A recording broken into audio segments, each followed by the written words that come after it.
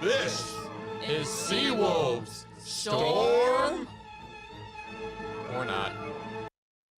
Good afternoon, Seawolves. I'm Brittany Dietz. Welcome to the fourth week of the semester. School has been going non-stop, and I'm just trying to keep up with all my work. And one of our missions is to keep you up with the news. Let's start you off with what's important today. 13,000 members of the United Auto Workers Union are on their fourth day of striking. They want a 36% raise, job protections as the industry shifts towards electric vehicles, and an unwinding of concessions made during the Great Recession. Detroit's big three automakers countered with about a 20% bump in pay. The strike has already forced Ford to temporarily lay off about 600 employees, and General Motors may idle a Kansas plant as soon as today. Closer to home, a Bronx daycare owner and a man who lived in the building are both facing murder charges after 4 children were exposed to lethal doses of suspected fentanyl. 1-year-old Nicholas Dominici died, and the medical examiner is still trying to determine the exact cause of death. The other 3 children are still in the hospital. 1 is in critical condition. Our thoughts and prayers are with them. This broadcast is a collaboration between students at the Stony Brook School of Communication and Journalism and their colleagues at the School of Marine and Atmospheric Sciences. Through all this horrible news, the weather isn't making it any better. We sent Chelsea out in the rain under the bridge near the Psychology A and B building. Chelsea? Thanks, Brittany. It's raining, it's pouring, and I wish I was still snoring, but today I'm going to give you the weather. So there'll be a high of 68 degrees with a low of 60 degrees, and there'll be a 9-mile-per-hour wind coming from the southeast. And thankfully, by 9 p.m., the rain will stop. So until then, please stay inside and dry. Back to you, Brittany, in the studio. Thank you, Chelsea. I wish I was still snoring, too. We sent Peter Bayandon and Christine Kelly into Manhattan to cover the pre-General Assembly activities. Peter, tell me more. Thanks, Brittany.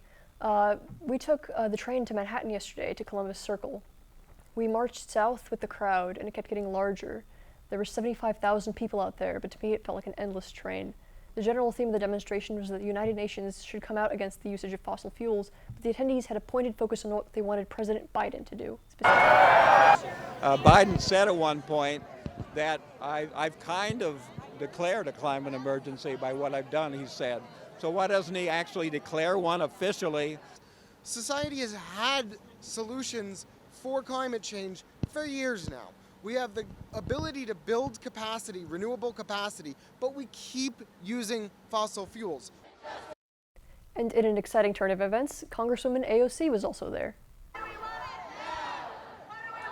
This issue is one of the issues, the biggest issue of our time, and because of that, we must be too big and too radical to ignore.